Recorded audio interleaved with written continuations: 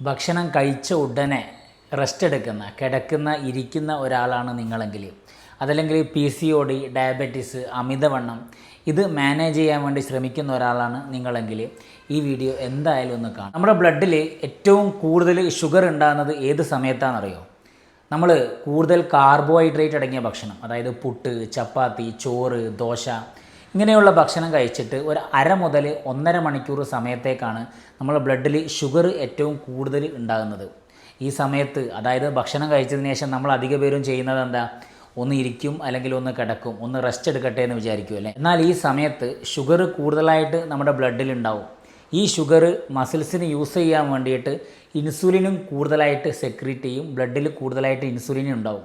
അങ്ങനെ sugar കൂടുതലുണ്ടാവുന്നു, insulin കൂടുതലായിട്ട് സ്ഥിരമായിട്ടുണ്ടായാൽ insulin resistance ഉണ്ടാവും. ഈ ഇൻസുലിൻ റെസിസ്റ്റൻസ് ആണ് നമുക്ക് അമിതവണ്ണം, പി സി ഒ ഡി, ഡയബറ്റീസിലേക്കൊക്കെ നയിക്കുന്നത്. അപ്പോൾ നമ്മളെന്താ ചെയ്യേണ്ടത്?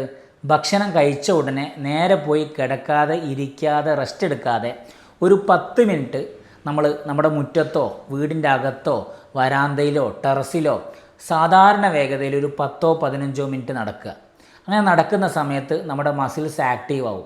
മസിൽസ് ആക്റ്റീവ് ആയാൽ ഇൻസുലിൻ്റെ അധിക സാന്നിധ്യം ഇല്ലാതെ തന്നെ രക്തത്തിലുള്ള ഷുഗർ മസിൽസ് ഉപയോഗിക്കും. രക്തത്തിൽ ഷുഗർ കുറയും, ഇൻസുലിൻ്റെ സാന്നിധ്യം അധികമായിട്ടുണ്ടാവില്ല, ഇൻസുലിൻ റെസിസ്റ്റൻസ് ഉണ്ടാകുന്നത് നമുക്ക് തടയാൻ പറ്റും. ഇങ്ങനെ നമ്മൾ ചെയ്യുമ്പോൾ ഡയബറ്റീസ് ഉള്ളവർക്ക് രക്തത്തിൽ ഷുഗറിൻ്റെ അളവ് നിയന്ത്രിക്കാനും ഡയബറ്റീസ് വരാതെ നോക്കാനും, സ്ഥിരമായിട്ടിത് ചെയ്യുമ്പോൾ ഇൻസുലിൻ റെസിസ്റ്റൻസ് കുറയുന്നത് കൊണ്ട് ഇൻസുലിൻ സെൻസിറ്റിവിറ്റി വർദ്ധിക്കുന്നതുകൊണ്ട് diabetes, P C O D, അമിതവണ്ണമൊക്കെ നമുക്ക് നിയന്ത്രിക്കാൻ പറ്റും.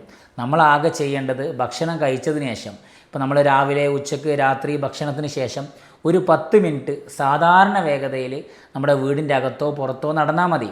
ഇപ്പം ഡയബറ്റീസ് നിയന്ത്രിക്കാൻ ശ്രമിക്കുന്ന ആൾ, പി സി ഒ ഡി, അമിതവണ്ണമൊക്കെ നിയന്ത്രിക്കാൻ ശ്രമിക്കുന്ന ആൾക്ക് ഇതൊന്ന് ഷെയർ ചെയ്ത് കൊടുക്കുക.